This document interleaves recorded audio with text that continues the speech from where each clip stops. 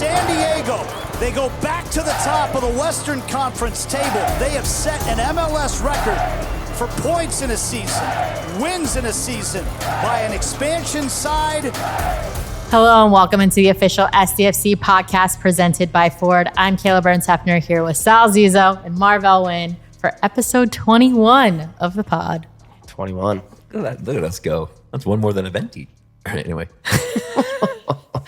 We're coming to you after a very exciting and very historic win over Houston. 4-2 win. Guys, talk us through it. We're so dramatic. Yeah, I mean, I feel like, I don't know. It's like I almost prefer the other team to score first. Like literally, that's a vibe I feel sometimes. It's a very strange thing. Like Atlanta, we score first. And I'm like, ooh, I don't know. And then we end up tying, right?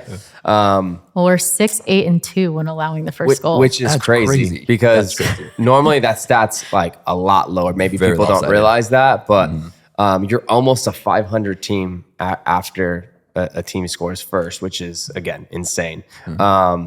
But yeah, I mean, it's a game. I wouldn't say it was perfect. I don't think, there were, it was a complete game by any means. I think, the other team, Houston, did have some chances. Obviously, they scored early. But I do think SDFC did what they do. I mean, they grind, they get their chances. And then what's been different is they put away some of their chances this time, right? Where I think that's been the missing piece at the last few home games. Is they've been all over teams. They just haven't scored. And so, there's this misperception like, oh, we're not a good home team. But actually, we almost played better the last two home games than this game. We just couldn't put the ball away in the first half, especially. So, they hung around there. They got the job done. Pellegrino, 2 assists and a goal, a nice goal at the end. De La Torre coming in off the bench, scoring another guy that comes in off the bench and makes an impact and scores a goal. Again, probably we can look that up. That's probably a record too, like goals from subs. But yeah, just overall, another road game unbeaten in the last 9, which ties an MLS record to go on top of all the other MLS records we're about to talk about. Yeah. Everyone looks at me to announce the records. Let's go. So SDFC now holds the league record for most points by an expansion team with 60 points. Let's that go, boys. beats Let's go, boys. LAFC's previous record of 57 points that they set in 2018 in their expansion season. And now the most wins by an expansion team with 18 wins. 18 can't even express how, synonymous that is with this community. Yeah. Having the 18 communities and having that number be the one that, holds that title for now. And still counting, potentially. There's one more game left, so an opportunity to get more wins and more points there. But, can't say enough about just what this team has been able to prove in year one and just what that means to showcase what they've been able to do. I mean, look, the story's not finished yet, but the first several chapters are certainly amazing. I mean, look, nobody would have probably predicted this as much as I was, happy about it starting and optimistic. I mean, no one probably predicted that they would be in the first position as of now in the West, breaking almost every expansion record. It's just so far been a dream season. And I don't want it to end. I don't want this to be our, but they had a great, regular season, or they beat up. Great, awesome. But I think where we are now as a team, I think we want more going into playoffs. And there's no doubt in my mind that they'll do it. But there is going to be some pressure on them. And just excited. I mean, 18 victories in your expansion year, 6, however many on the road. 11 wins. Jeez. Just looking at that. Yeah. Pretty incredible.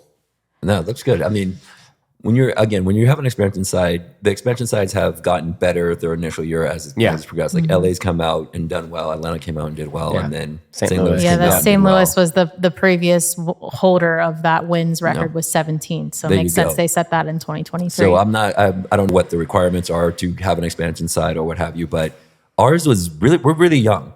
Right. We have young management and we have young players coming onto the pitch, and it's more about creating a culture. It seems like this is more of a place that's building something from the ground up as opposed to just bringing in players from elsewhere and just going to be on the same team. So I think this is something that feels like it's going to last, much like the team's form and their style of play. It seems like something that's going to be almost generational. It's going to build up. It's going to be maintained and carry on for a few years. It's very intentional, and the word we've heard a lot on this podcast too from some of the coaching staff and people involved in making those decisions is consistency.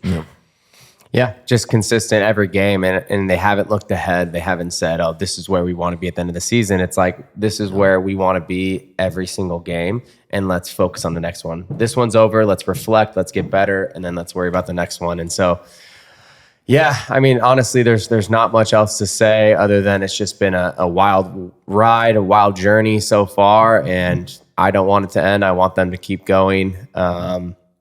I had that feeling of the Potters getting eliminated recently, and I don't like that. So I want to see us go as far as possible, and it's definitely possible. And, obviously, one game left in the regular season. I'd like to see them extend that record. I'd like to see them get to 63 points in year one. I was part of a team in 2015, the very first decision day, where we won Supporter Shield on decision day, and we ended with 60 points that year.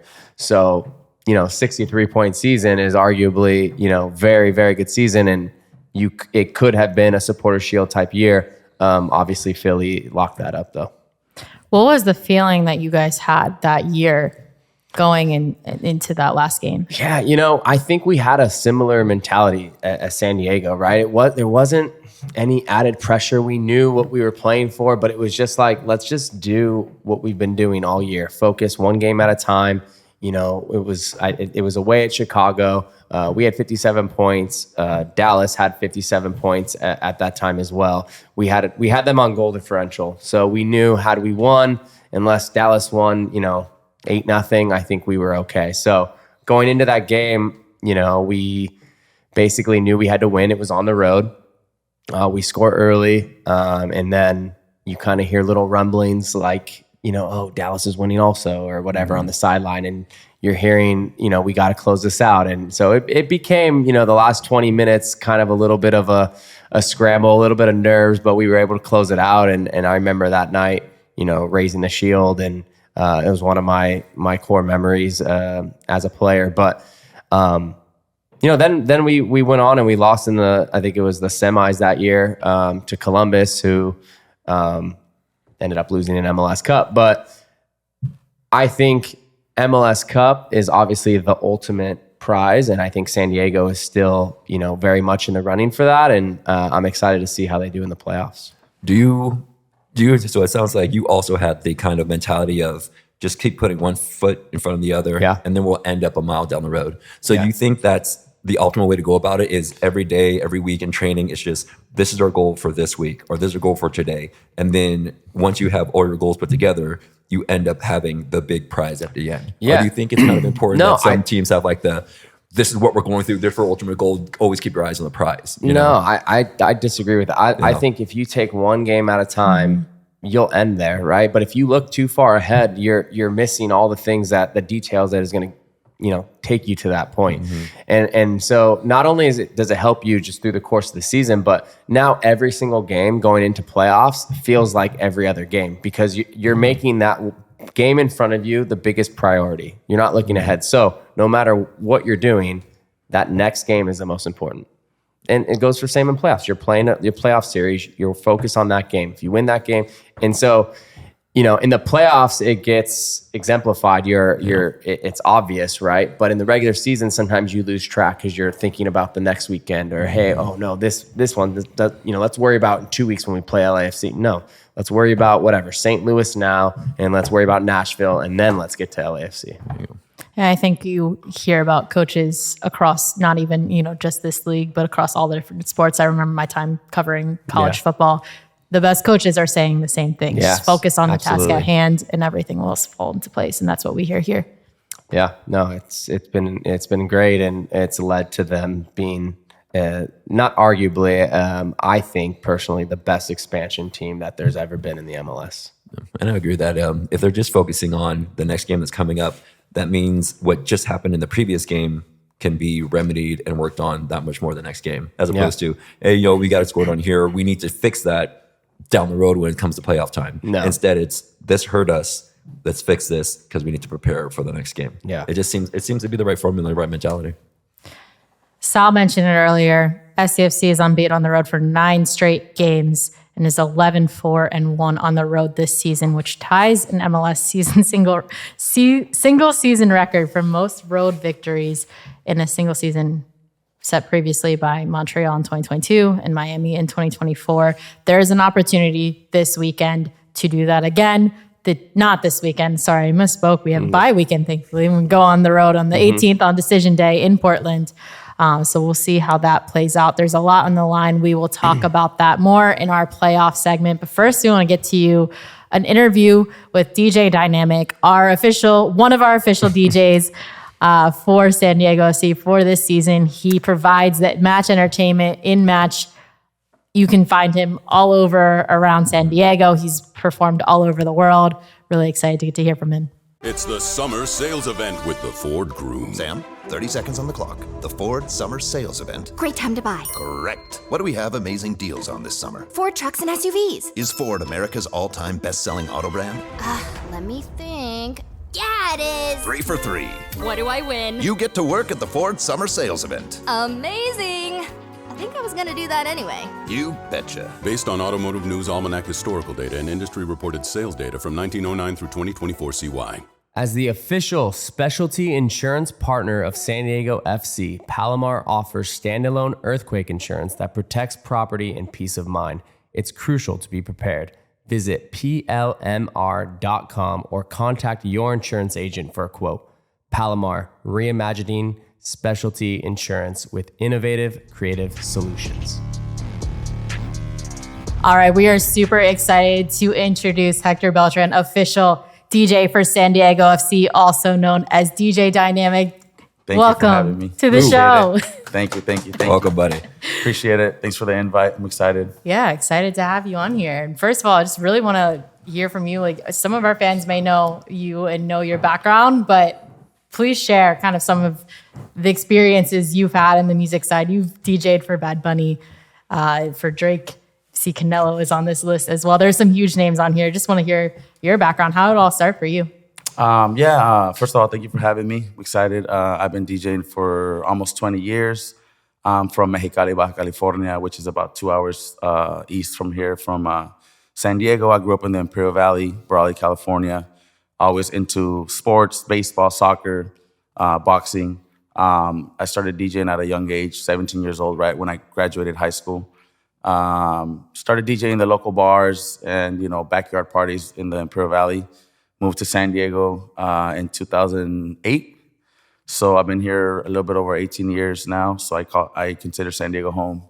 My children were born here. I've been a resident of Chula Vista for 12 years. So this is my home, you know what I mean? I pretty much moved to San Diego with a dream of being a DJ, and literally I'm like, you know what? This is what I'm gonna try. I think I could achieve it. And here we are now, 2025, with I guess some dreams accomplished, including now as the official DJ for San Diego FC, which is a true honor for me because being from San Diego and a resident of San Diego and a part of the community, it means a lot. My musical journey started early at an early age, but I got involved with sports about 10 years ago, DJing for the San Francisco 49ers. I DJed 7 seasons for them. I was their official in-game DJ. I did a lot of boxing events. I DJed the World Cup in 2022 in Qatar.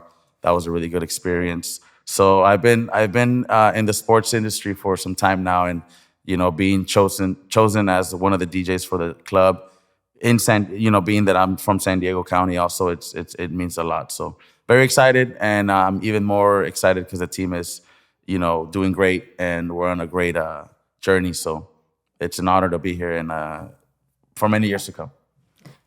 You DJ'd all over the world, and obviously San Diego is home for you, so that's special. But what makes being a part of the scene here so special for you? I think the culture, the community, is what makes it all special. We're right by the border, so there's a lot of Hispanics, Latinos, Mexicans, Americans that all we all love the sport of soccer. I mean, who doesn't? It's the number one sport in the world, right? And I think it's very unique because we're by the border and we get both sides of the borders. We get both energies. We get, two different lifestyles, but at the same time, the same passion for the sport of soccer and for the club, for San Diego FC. So it's very cool because I'm Latino myself. I'm Mexican. I'm an immigrant myself, and seeing a little bit of everything between Latinos, Hispanics, Americans in the stadium on game day.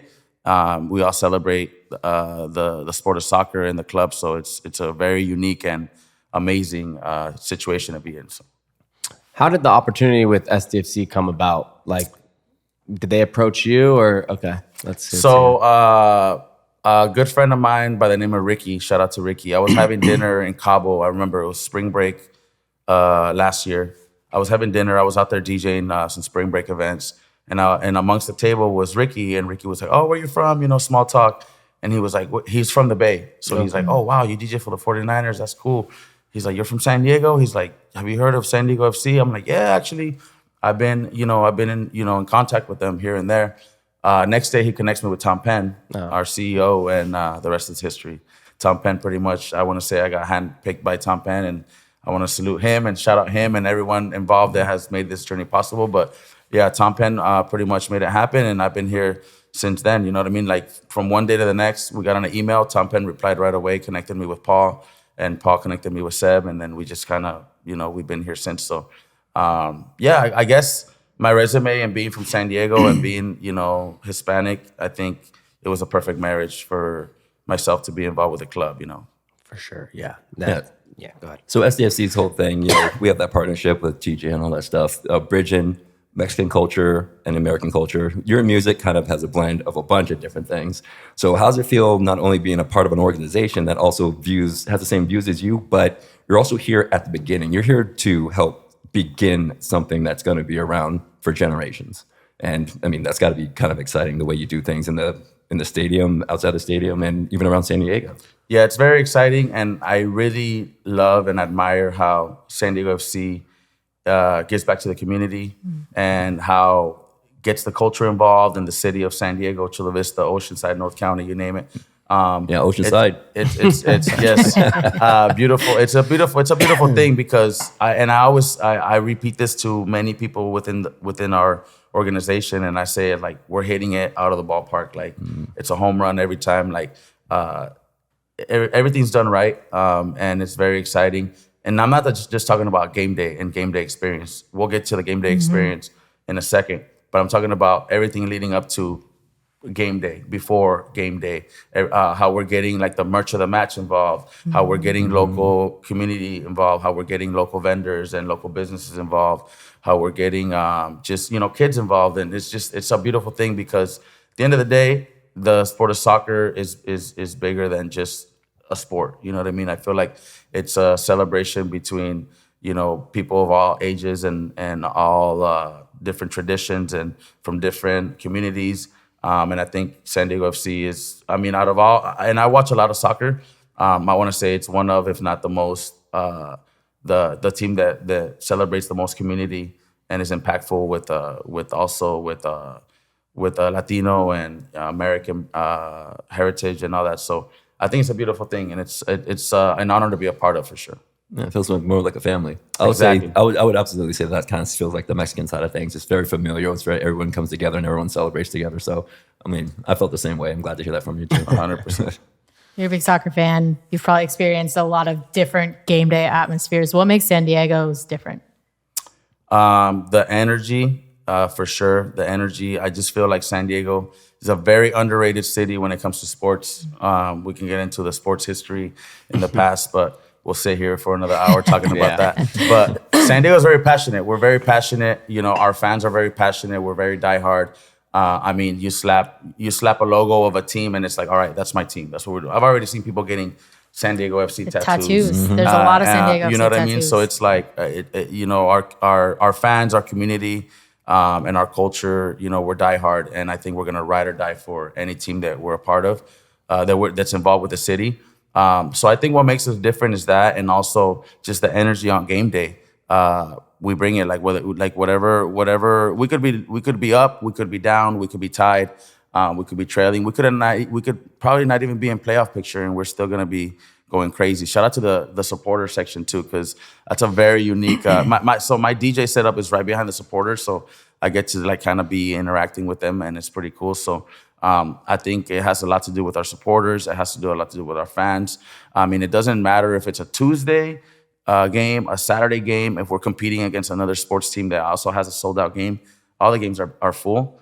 And win or lose, like we're there cheering, and I think it's a very unique experience for any team, and I'm sure the players really appreciate that, because getting that energy from the fans just kind of energizes them to play even better. You know what I mean? It motivates them. So I think it's interesting what you touched on about the fans, because growing up in San Diego as well, I felt like San Diego had this perception of like fans were like teams in Florida, right? Like, oh, it's in a nice city, but you kind of go there and it's not really like a good environment. You know, maybe the Chargers felt that way or whatever, right? But as we've gotten older, I think the Padres have shown, SDFC has shown, the Wave has shown, like teams have shown around the city that we're more than that. I mean, the Padres are selling out all the time. SDFC is doing great. Like, we're definitely a city, especially the ones that have grown up in this city. We've become ingrained in the city, and we know, you know, how good sports teams and how it brings the community together and all that. So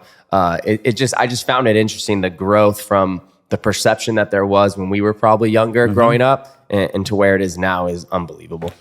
And I feel like San Diego, we've always been that underdog, right? Like everyone, you know, whether it's the Padres or it was the Chargers or even San Diego FC now, or the Wave or San Diego State, you know what I mean? San Diego State, you know, the Aztecs, whether it's the college football or college basketball, we're always the underdogs. Like San Diego State men's basketball makes the Final Four. Underdog story. I went there. You know, I went to Houston. Chargers make the NFC Championship game. Underdog story. Inaugural season, San Diego FC, we're the 1 seed for sure. Heading into playoffs. Underdog story. Arguably the greatest inaugural season of all time. So it's always an underdog story. So I like it though. I like being the underdog. I don't mind it. I actually like that. Like we haven't won like a championship yet, you know, and it's like that one thing that the city is like dying for. And the Padres obviously weren't able to do it this year. Now we got SDFC coming up, and we're gonna keep going. We're getting close. We're getting close. It's a matter of time. We're gonna manifest that. Yeah. When you see that energy and that vibe that you have in the stadiums, and also you DJ around downtown as well, yes, and all that stuff. So one thing I was always curious about is when you feel in the energy from thousands of people. It's one thing that you have in common is that, you know, Sal has scored more goals than me in my past, but you can just put your hand out and just go like this and then have everyone just follow. You can turn the music down and have people singing your songs. I mean, what's that atmosphere like? What's that vibe like when you're around downtown and in San Diego and around the area? It's just, to me, it's like the adrenaline rush I get from people singing along, or I say something on the mic, like make some noise, put your hands up, and they follow. It's like, it's the ultimate high for me, you know what I mean? I just think it's really cool to be like, I'm the center of attention, and I'm responsible for everybody in the nightclub or everybody in a festival or everybody in a stadium. I'm responsible for curating their energy and curating their, you know, their mood and their feelings. So it's a huge responsibility. So when it succeeds, because it doesn't always succeed, unfortunately, but when it does succeed more than not, it's a great feeling, you know what I mean? So it's one thing DJing the nightclubs, you know, more intimate, 500 people, 1,000 people here in San Diego, but it's another thing DJing a concert. I've done concerts, I've done festivals, I've done stadiums, arenas, a stadium like Snapdragon, which is a beautiful stadium.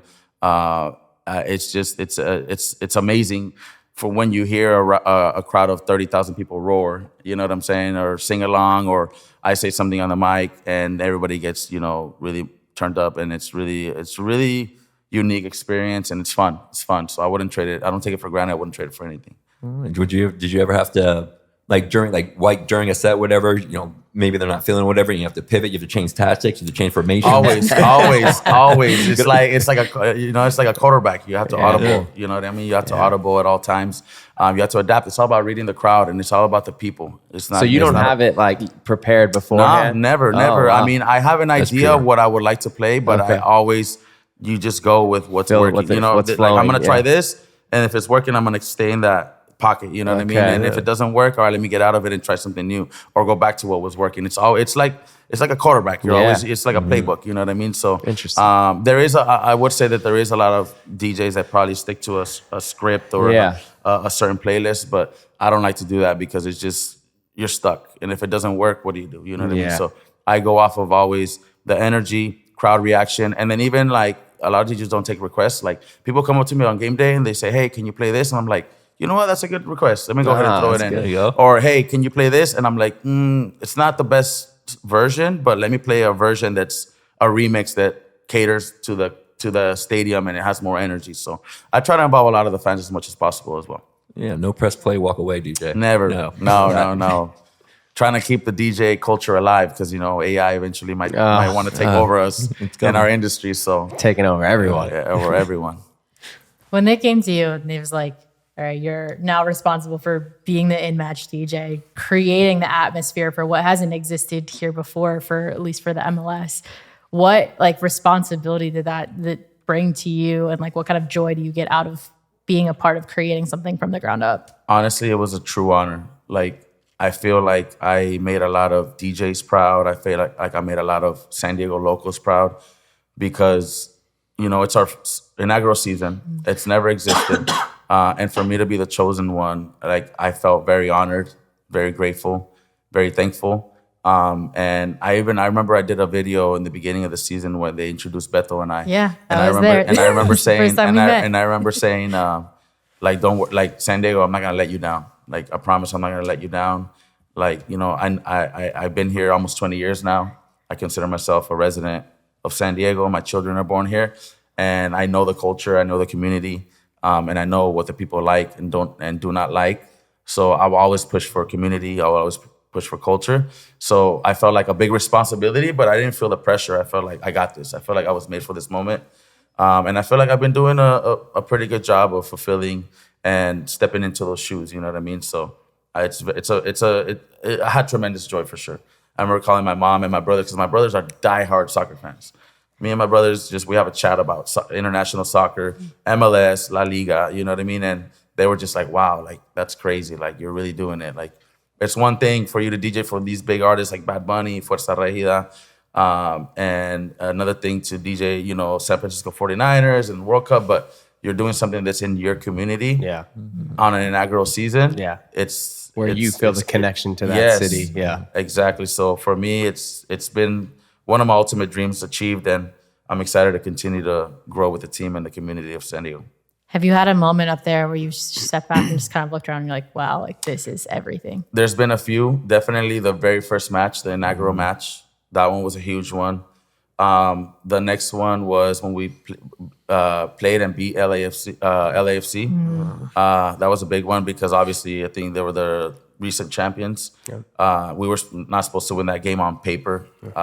The energy on that game was crazy. That's when I started like, okay, we're doing something here. We're going somewhere. And then I remember playing against, I think it was Nashville. It was a Friday night game. Dioro concert Yeah. And I think that night, I don't know what it was, but the energy was just next level. I don't know if it was because it was a Friday night game. We've always played Tuesdays and Saturdays. That was a Friday night game. I feel going into the weekend, the energy was crazier. And then Dioro was a Dioro night. Dioro actually invited me to DJ with him. We did like a back-to-back set. And I remember Chucky coming up to me and like saying hi to me. And I was just like, wow, like Chucky acknowledged me, you know what I mean? That night I was like, wow, this is awesome. I felt like I was on top of the world. Like for Dioro to acknowledge me like that and invite me and, you know, to DJ with him, that was really awesome. So I think those are a couple of moments where I've been like, this is really great. This is awesome. Like, I can't believe I'm doing this. You know what I mean? I think those were the top couple of moments that I can highlight. What do you look forward to the future? This team's about to play in playoffs, going to have one, maybe two home matches, depending on how the first round goes. What's that going to be like for you to be a part of that atmosphere? I'm looking forward to winning and going deep in the playoffs and hopefully to the MLS Cup and getting that first ring that San Diego needs. Yep.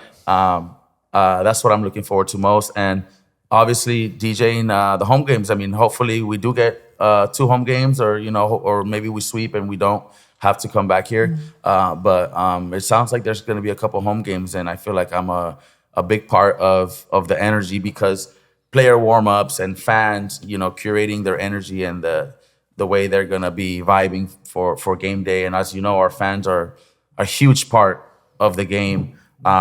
So I feel like I have a large responsibility, but I know for a fact that I got it, and like I said, I'm not gonna let San Diego down. I'm not gonna let the fans down. I'm not gonna let the players down. And I'm excited. I mean, I got almost 20 games under my belt that I've been DJing, home games, including the friendlies. And I'm excited. I feel like it's gonna be a sold out stadium. The energy is gonna be on another level. I think we're gonna be nationally televised. Let's go. And I think the players are ready. We're healthy, and we got a lot of momentum. And I'm excited to stay at the top of the mountain because at the moment we're the 1 seed, and I think it's gonna stay that way. Yep. We're all ready. I'm ready. The players I think are ready. Everybody's ready. So it seems like just yesterday that we were having the inaugural game. Like, yeah. Home opener, and here we are. Yeah, I can't wait for playoffs.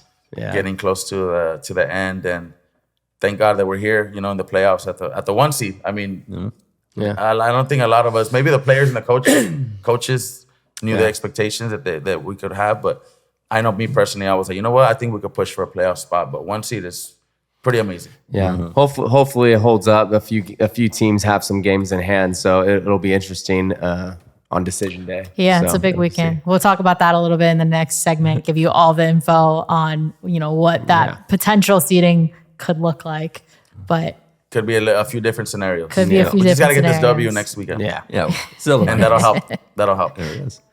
I have a question. What is your favorite go-to song that you play? Maybe it's not on your track list where you're going to play it, but when you're at an SDFC game, you're like, I need to get the vibes up. Like, what is your go-to? La Chona by Los Tucanes de Tijuana. That one goes every time. It doesn't matter. I actually had last weekend at the game that we just had last weekend, I had two little girls come up to me and they were like, all shy. I thought they were going to ask me for a picture. They flat out said, can you play La Chona? I was like, wow. That's an 8-year-old girl and a 5-year-old girl asking me for La Chona. I was like, I got you, girl. Don't worry. That's definitely one of my go-tos. I think it's the perfect song, you know what I mean, for the stadium. So I love playing that. There's several, but that's definitely one of them for sure. Yeah, that's a good one. The energy's always and obviously also so like good. the San Diego local artists, Rob Stone. You know, we play Chill Bill right when the players come out. Shout out to Rob Stone. That's one of my little homies. Rossi Rock, another good friend of mine. Obviously Frankie J, Little Rob, J.O. Felony. I try to like mix in a lot of local artists, even if maybe the younger generation's not familiar with them. But again, I'm all about culture, and it's San Diego culture is Frankie J. It's Rossi Rock, Rob Stone, Little Rob, J.O. Felony. There's a long list. Blink 182. Yeah. We do all the small things at the end of the match. We win. That's our tradition. Shout out to Taylor, by the way. It was a great idea by her. We play all the small things as our winning song. When we win, we play all the small things. Love that. Cool song. I like that. A little inside info. San Diego's own, you know. We're creating tradition here, so little by little we'll Exactly. create more tradition as we come. And if anyone ever has suggestions, feel free to let us know. Because again, community, right? We're all about giving back to the community, and if the community wants to get involved and say, "Hey, we should do this, or we should play these songs, or we should do this segment," we're all open ears always. Nice. What's so outside of soccer, I'm going just into the music world. What's your favorite moment from your career, you think, so far? Wow, there's a lot. But I would say one that was a huge one for me was right after the pandemic. The world was shut down for almost 2 years. I remember Bad Bunny announced his tour, 2022. It's called El Último Tour del Mundo, and he was doing a USA tour. And I've known Bad Bunny and his team for many years. I brought him to Canelo in 2019 to his gym. They met, they became friends. So I've known Bad Bunny for a while. And when they announced that tour, they reached out to me. His team reached out to me to DJ and open up at the Pechanga Arena. So I feel like that moment for me was like, mainly because I was scared during the pandemic. Like, what if the world doesn't open again? What if I don't DJ again? What if the clubs don't ever open again? So for me to come out of the pandemic and my first show was opening for Bad Bunny in my hometown, where How were the nerves for that? What a welcome It back was the moment. loudest arena I've ever been around. Like nothing will ever be louder than that. Yeah. Ever, ever, ever. People have been stuck at home for almost 2 years. And one of the biggest, if not the biggest artist is in San Diego, sold out. And I get to open for him. Literally, I'm opening for him. They gave me full freedom. They put my logo up on the screens. They gave me a microphone. I'm DJing. And then 10 seconds after I finish DJing, I introduce Bad Bunny, he comes out. So it's like, I was like right there. It's not like I opened up and then an hour later he came out. Like I was direct support.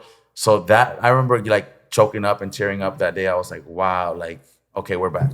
Yeah. That's You know what I awesome. mean? And we're back in a major way. Like I feel like my career shifted in a whole nother direction after that one. So I would say if I had to pick one, because there's a lot of them. Yeah. There's a lot of them. But if I had to pick one, it would definitely have to be that moment for the fact that it was right after the pandemic. Yeah. And it was in San Diego.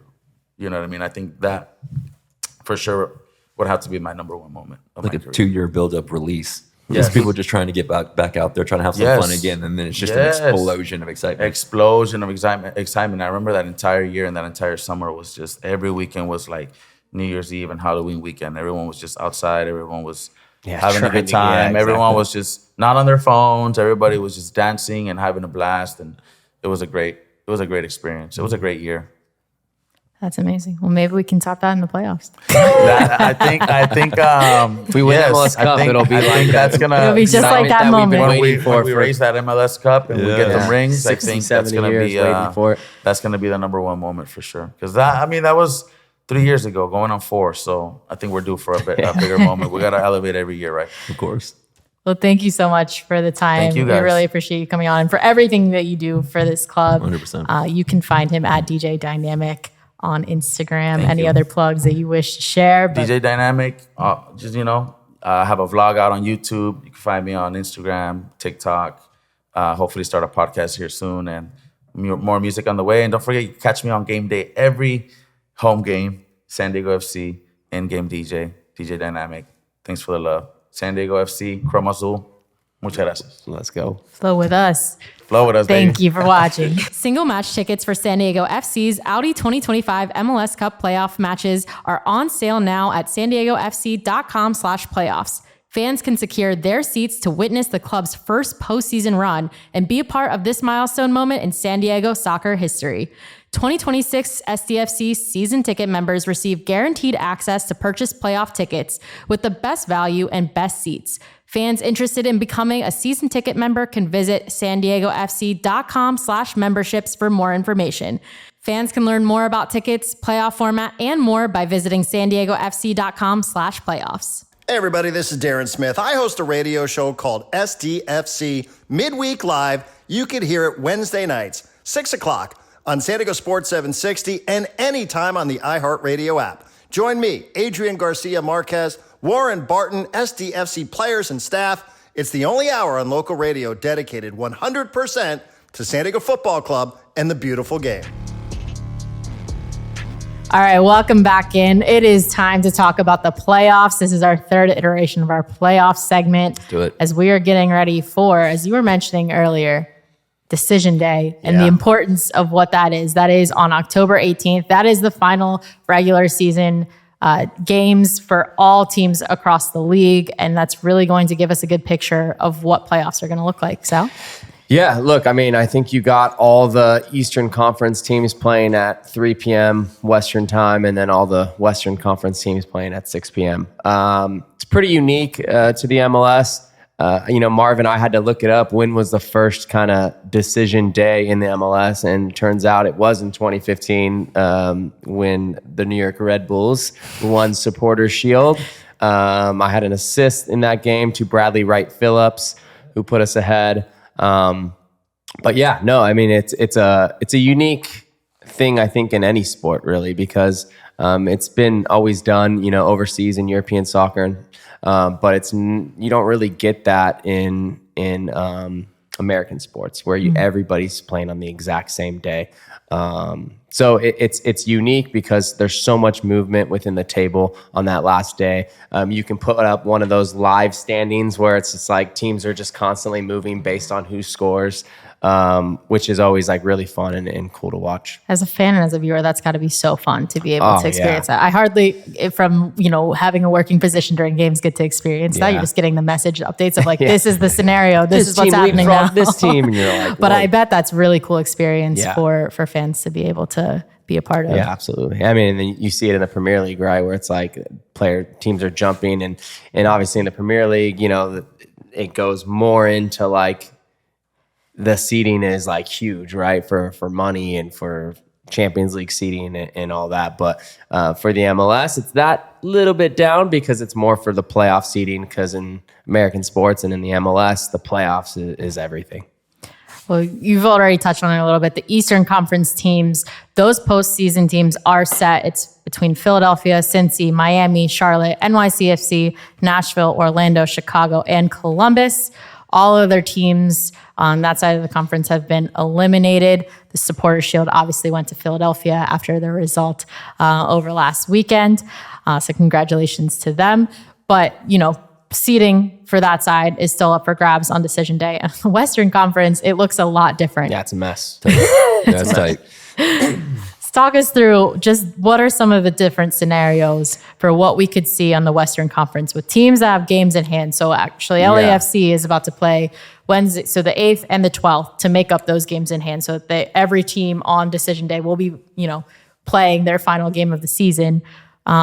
But what do you think that looks like? I think Seattle, right, is the only team that's actually locked into that 5th seed, no matter what, which is a team you don't want to have to play in the playoffs with their history of deep playoff runs and MLS Cups, and obviously Schmetzer being the coach there and his experience and the players they have. So, that's an interesting one. And then the rest is just kind of, jumbled. You got SDFC at top with only one game left. You got Minnesota, I think, at 58, 2 points behind them with only one game left. And you got Vancouver with 2 games in hand, and they have 57, I think.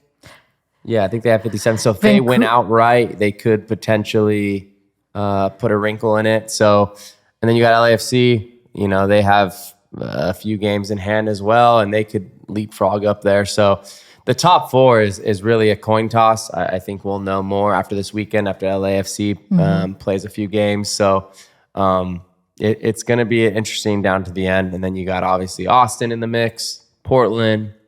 You still got Salt Lake, San Jose, and Colorado, and so it's going to be down to the wire. And I think if you're into the playoff seeding and a fan, you're definitely going to want to watch decision day, because like I said, there's going to be teams moving up and down as that day progresses. Yeah, so all the teams that have been eliminated so far, Houston now eliminated after the result this weekend, St. Louis, Kansas City, and LA Galaxy. So the teams are still looking at are San Jose, Colorado, Salt Lake, Dallas, Portland, Austin, Seattle, like we've mentioned. And that top 4 spot looks like San Diego, Vancouver, Minnesota, and LAFC. LAFC is playing 2 more games. They're sitting at 56 points currently. Minnesota at 58. They're sitting with us as they only have 1 game left to play. Vancouver has 2 games left to play. They're making that up this weekend with playing a game then.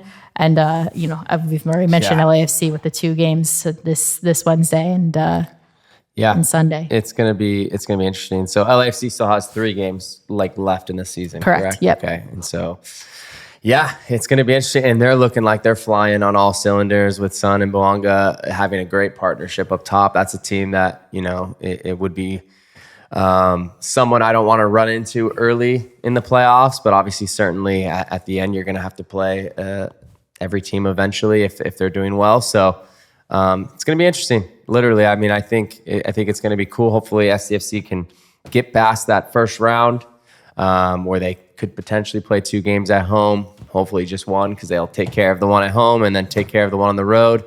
And then, again, get that next playoff seeding where they can hopefully... The seeding matters, right? We want to be the highest seed because home playoff games is a different animal. And for people who may not know exactly why does seeding matter, can you share with them why seeding matters and what seeds will play which matchups? Yeah, so the one is going to play the winner of that last wild card spot, which is the winner of 8 and 9. They're going to play a 1-game series to see basically who gets into playoffs. So 1's going to play there, 2's going to play 7, 3's going to play 6, and 4 is going to play 5, with the higher seed, 1 through 4, having the advantage of home. So they're going to get the first home playoff game. The second game will be on the road. And then if it needs be, the third game, it will be back at that home higher seed team. So, and then the rest of the playoffs literally is a 1-game playoff with the higher seed playing at home. So yeah, you want to finish as high as possible. Now, if you're SDFC, does it really matter? We have 11 road wins. I mean, we play better on the road. No, I'm just kidding. But as I mentioned earlier, I think SDFC has played well at home. It's just a matter of finishing their chances and getting a little bit unlucky. Marv, who do you want to see this team play in the playoffs? Who do I want to see when they don't jinx us, Marv. Don't pick the team that we actually play and then. Well, we were talking about this a little bit before, and I think what it's looking like is possibly like an Austin. We played them early on, and we played them away. You know, they got the result, and then we came here. We kind of got a little bit of comebacks or a little bit of payback. So I think that's a team that I think we could actually nullify their attack. They kind of had the Vasquez up top, making his runs and all that stuff. I think we can nullify that. And you know, it's this kind of a weird question who I want to see us play. You know what I mean? Well, if you had to pick one, no, Portland would be an interesting one too because they're playing them on decision day. So it's like, I personally, as a player, would not want to play them on decision day and then be like, oh, we're playing them again, and then hey, we're playing them again. Does that make it harder? Are you playing them potentially 4 games almost in a row? Yeah, plus I don't want to play on that turf. Yeah. Well, I mean, you're playing. Anytime you play a team over and over and over again, you're learning so much. Yeah, and it just it starts to become more and more level. And so I think, like, you know, if it's just a 1-game series, you know, maybe you're here and then you start coming closer as you play more and more games. And so, yeah, if you'd have to play Portland in the first round, it would definitely throw a little wrench into things that you also play them on decision day. Well, there's so much to look forward to. Again, decision day is on October 18th. That is when playoff seeding will be finalized. So we will know who we will be playing in the playoffs. It'll be really exciting. Please make sure that once that schedule is released, you are getting out there, getting tickets. Tickets are on sale already, so you can go ahead and secure your spot. It's going to be such an incredible atmosphere. We talked to DJ Dynamiq about what his plans are for the playoffs and just how exciting this is for the city. Yeah.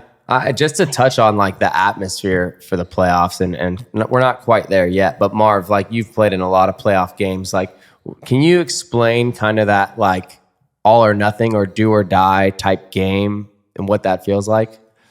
Electric. Yeah. Plus I was actually wondering this too. It's like, yes, SDFC has played in so many league games, but what will happen when the pressure is actually on? There are consequences of the certain results that they get. And when I've played in these games, it was a lot of pressure on myself because, you know, it didn't seem as together as this team is. But if everyone's together with the same mentality and the same mindset of, we got this, you know, giving the person next to you adapts and just, it almost relaxes you a little bit more. Yeah. So there has to be a feel of community and togetherness to kind of dissipate the anxiety that can generally come, because it's going to happen. It's going to feel different no matter what. It's not going to be another game. I mean, essentially, if you want to have a perfect world, every game's the most important game in the world, right? Yeah. But this will just feel different. And not to mention, the other side's going to come at you harder with every little bit. They're going to tackle harder. They're going to go in for every 50-50 a little bit harder. The shots are going to be, you know, hit with more zest and all that stuff. So the whole atmosphere is going to be different. And I think we can weather it. We don't get too excited. We still play our game. We maintain. I mean, obviously it's worked throughout the season, but we'll see how we handle that extra little bit of pressure. Hopefully we can dissipate it and just have it all together. Yeah. I mean, basically for those fans that haven't like been a part of like, obviously playoff soccer, you know, being an expansion year team. I mean, just look at all the other sports, right? Like look at the Padres, look at baseball, like look how those games, those playoff games feel and how they are. And it's the same thing. You're going to feel that same type of emotion. Every play is going to matter, right? Every tackle matters. And it's just like this, I don't know. It's like this. It's this feeling that's like so hard to describe. It's really hard to as a player, explain it. You know? Yeah, unless you experience it. I felt the same thing being with clubs before that have made it to playoffs. It's a really special atmosphere. Yeah, it's unique. So looking forward to it. It's gonna be great.